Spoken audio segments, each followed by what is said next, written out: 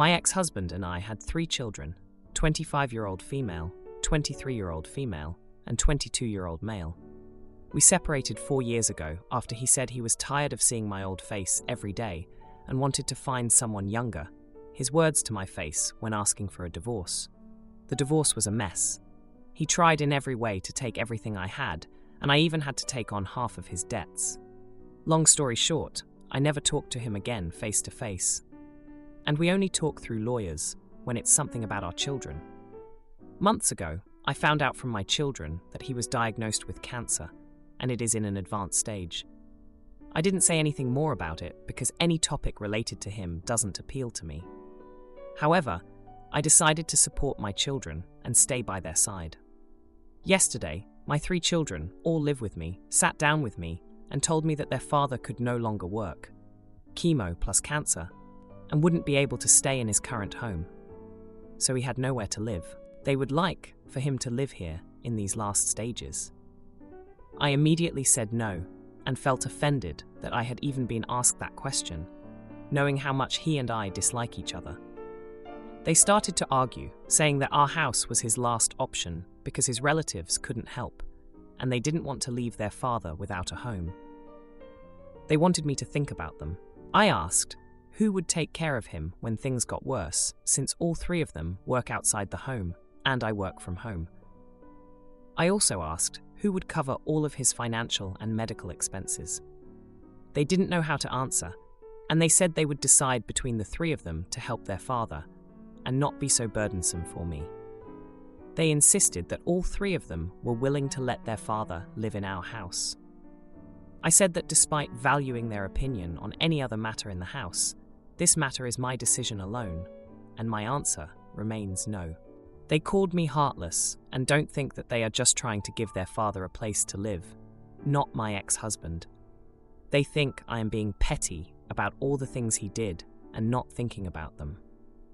They're still pressuring me to change my mind, especially with their father only having 15 more days in his house, but I can't feel anything other than offended that they asked that, knowing how much the divorce messes with my mental health. Depression and anxiety. My ex got in touch on my personal number, asking to rethink and leave the past behind just in these last moments. Funny that he asked me, but not his ex is much younger than me. Am I the idiot? If you want to know, the oldest is waiting for her own house to be ready, and the 2 youngest are still unable to live alone, and I don't care about them still being at home. Now for a few comments before the update. Comment 1. Not the idiot. Not at all. Your children are totally unfair to ask this of you. My ex got in touch on my personal number, asking to rethink and leave the past behind just in these last moments. Funny that he asked me, but not his ex is much younger than me. Probably because he's realized far too late that behind that old face is a good, decent person who's more beautiful than his exes will ever be. His bad, his regret to carry. Stand firm on no being a complete sentence. All the very best to you. Comment 2. Tell him he can ask his much younger and cuter exes. After all, you wouldn't want to bother him with your old face every day. Not the idiot. And do your kids know how he treated you? I understand not getting involved with my parents' grievances, but as a child in that situation, I would never consider even asking my mother to care for my father if I knew how he treated her. ETA, this would be my hill to die on. Now, for the update. Hey everyone. Thanks for all the support on my last post. It's been a busy week, and I've got some updates that I think you'll want to hear. So, after I told my kids no to letting their dad move in, things got pretty tense around here. My oldest, she's always been the peacemaker, tried to smooth things over. She reminded me of how when we were married, my ex would surprise me with little gifts, like that time he got me a necklace for no reason at all. She said people can change, even if it's at the end of their life, but I couldn't forget the bad stuff, like how he'd always put me down in front of his friends, making jokes at my expense. It was like a punch to the gut every time, and it took me years to rebuild my self-esteem after we split. Then, 2 days ago, my middle child dropped a bombshell. She said she'd been talking to her dad and found out he'd been secretly saving money for them, for college and stuff, even when he was being stingy with me during the divorce. I didn't want to believe it, but she showed me the bank statements. I was floored. It didn't change the past, but it made me see him in a different light. Maybe he wasn't all bad, just mostly bad. The next day, my youngest, the boy, came to me. He was angry, saying I was being unfair. He reminded me of how I always taught them to be compassionate, to help others in need. It was like he was throwing my own words back at me, and it stung. I was torn. On one hand, I wanted to stand my ground. On the other, I saw how much this meant to my kids. They were desperate to help their dad, and it was eating me up inside to see them like this. Then, yesterday, my ex showed up at the door. He looked terrible, all pale and thin. He didn't say much, just that he was sorry for everything, and that he understood if I couldn't forgive him. But he hoped I could, for our kids' sake. I didn't know what to say. I just stood there, feeling like I was in some sort of bad dream. And then, out of nowhere, he collapsed. Right there on the front porch. Panic set in. The kids and I rushed to his side, and we called an ambulance. At the hospital, the doctors said it was a close call, but he was stable. They also said he didn't have much time left, maybe a few weeks at most. The kids were a mess.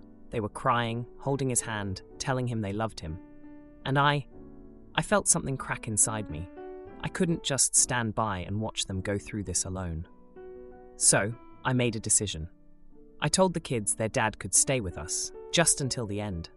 They were so relieved. They hugged me so tight I could barely breathe. It's been a day since he moved in.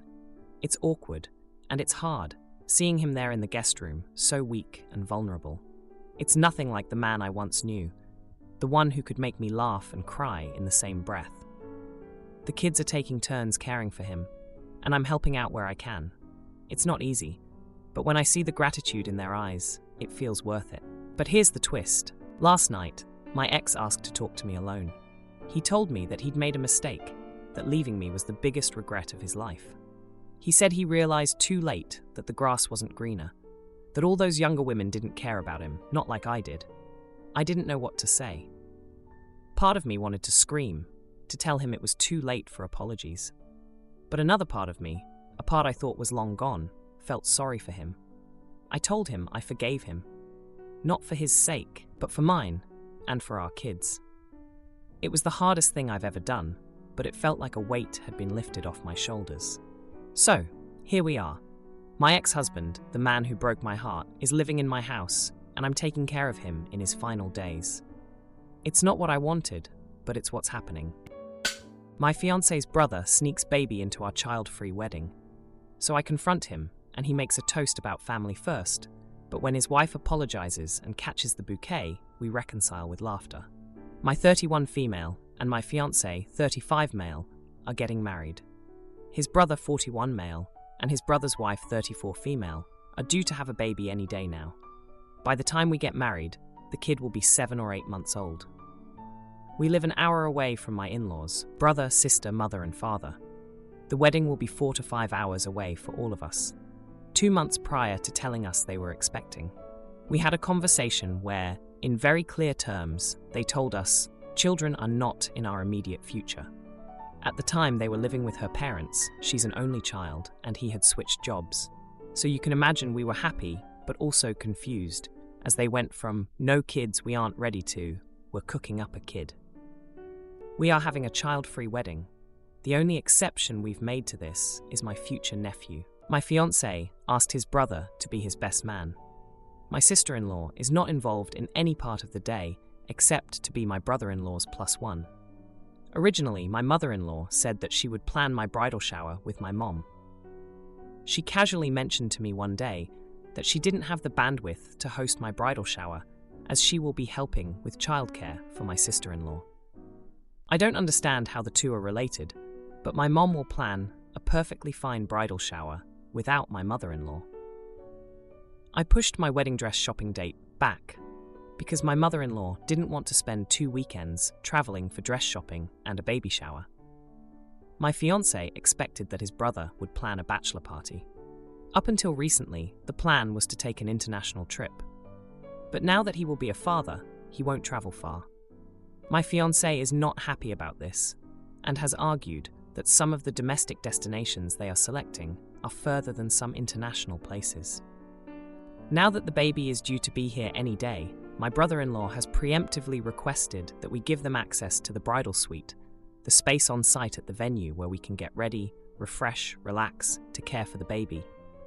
We were both upset.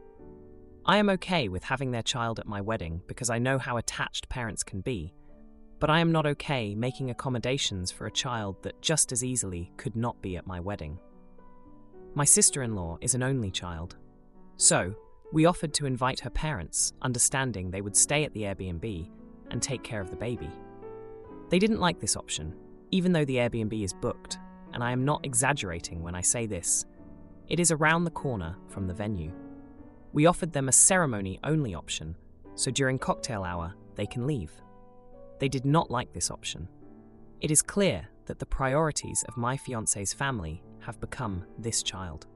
I do not want to be resentful of this baby or my sister-in-law. Yet, before we've finalized our menu, we are being asked how we can make our wedding comfortable for a baby we didn't expect would be there. Am I the idiot for saying no? You cannot use the amenities that are provided to us as bride and groom to give your kids some milk and a nap. Now, for a few comments before the update. Comment 1. Absolutely not. No one should be rooting around your bridal suite apart from the bride and groom. My pill tried this with my stepson, wanting to go in our wedding suite to change him. He wasn't a baby, and it was a hard no for me. We wanted to be the first people in there. It was a special us moment, and I wasn't willing to share that. Just say no. They were comfortable communicating their boundaries, then so should your fiancé. If there is blowback, then just say, sorry you feel that way, but the answer is still no, then repeat. Plus, ensure you inform the hotel/wedding coordinator that no one has permission to enter that room. Not the idiot. Comment 2. Not the idiot. If it gets to be too much, you can always tell your sister-in-law that maybe it's best they don't bring the child. Prepare for a shitstorm, weather it out, and when it's all done, you will either find your sister-in-law and maybe your mother-in-law will boycott your wedding, or they will be grateful that you're willing to relent and allow them to bring the child at all. Just remember, it's not your mom and sister, it's your soon-to-be husbands. Let him worry about their relationship. You worry about your boundaries and not letting his family walk all over you. Now for the update. Hey Reddit, it's been 3 months since I last posted about my wedding drama, and oh boy, do I have an update for you. Buckle up, because things got wild. So, after my last post, things seemed to calm down a bit. My fiancé and I were busy with wedding prep, and my brother-in-law and sister-in-law were all about their new baby. The little guy arrived, and he was cute as a button. We thought maybe, just maybe, things would smooth over. But then, 2 weeks before the wedding, my sister-in-law dropped a bombshell. She announced that she was going to be the maid of honor at her best friend's wedding, which was on the same day as ours. We were blindsided. How could she commit to 2 weddings at once? Turns out, her best friend had a last-minute elopement plan, and my sister-in-law just couldn't say no. This meant that my brother-in-law was now solo for our big day, with baby in tow. And guess what? He still wanted access to the bridal suite for the baby. My fiancé and I were fuming. We had already made so many concessions, and now this. The week of the wedding, things got even more heated. My mother-in-law, who had been distant since the bridal shower fiasco, suddenly wanted to be involved again. She insisted on coming to the final dress fitting, which was awkward, to say the least. She kept making comments about how the dress should be more baby-friendly, since I'd be holding my nephew at some point. I couldn't believe it. Then, the night before the wedding, at the rehearsal dinner, my brother-in-law made a toast. He started off sweet, talking about family and love. But then he took a turn and started ranting about how family should always come first, and how we should be more accommodating to his new family situation. The room went silent. My fiancé stood up, thanked him for his words, but firmly stated that our wedding day was about us, not about making everyone else comfortable. The day of the wedding arrived, and it was beautiful. The ceremony went off without a hitch, and my nephew was an angel throughout. But during the reception, my brother-in-law disappeared for a while. We found him in the bridal suite, baby on the bed, napping. He had somehow convinced one of the venue staff to let him in. My fiancé was livid. They had a huge confrontation right there in the hallway. Voices were raised, and my brother-in-law finally stormed off, baby in arms, and left the wedding early. But here's the twist. Reddit. After they left, my sister-in-law showed up. She had ditched her best friend's elopement after realizing she wanted to be at our wedding more. She was in tears, apologizing for everything.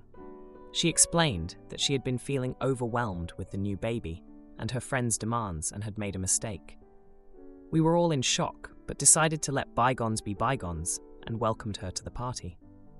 The rest of the night was a blur of dancing, laughter, and a few too many drinks. My sister-in-law ended up catching the bouquet, which was ironic and kind of perfect in its own way. My stepdaughter dumps her baby on me to become a doctor, and now sues for custody playing the victim, but the judge sees right through her lies, and I keep my grandson. Hi, I'm 54 years old.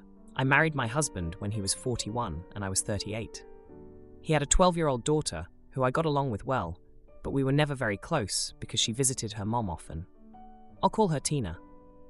When Tina was 16 years old, my husband passed away suddenly. She could have gone and lived with her mom, but her mom lives a few hours away and she would have had to switch schools in her junior year, so she decided to just stay at home with me. We did become closer then as we had to get through this together, but she still didn't think of me as a mom, which I totally understand. Tina was planning to go to medical school, but she got pregnant in her senior year. She wasn't even dating the guy. As far as I know, she got drunk and it happened. She pushed through and graduated on time though, but then once her son was born, she asked me if I would take care of him so she could go to medical school. I didn't even think it a burden, because when I was younger, I couldn't have a child of my own, and I was happy to have the chance to raise one. So she moved states and went to college, and first I was calling her weekly to tell her what was going on with her child. But she never called, and slowly I stopped calling. She never called on her own, or seemed to show any interest. When I told her, she just listened politely, but I got the sense that she was just moving on in life, and not really thinking about her son. I still called her every few months for the first few years, but then that faded too. Now her son is 9 years old. She just finished the 8 years of med school. I think of her son as mine, and he calls me Grandma, even though we're not biologically related. About his biological parents, I told him that everyone has 2 sets of parents, the ones that created the baby he was, and the ones that helped create the adult he would be. I said that for some people, these were the same, and for some people they weren't. I didn't want to straight up tell him his mom didn't care, but I also didn't want to lie. He accepted this, even though the lack of real parents obviously had an impact. Recently, Tina reached out saying she wants to get to know her son. She came to visit and stayed for a few days. It was so incredibly awkward. I told my son she would be coming, and when she came, she asked him if he knew who she was. He said yes. You gave birth to me, but you're not my real mom. Then he basically ignored her the whole time. She was really angry with me and accused me of turning him against her, and I don't know if I should have done something differently.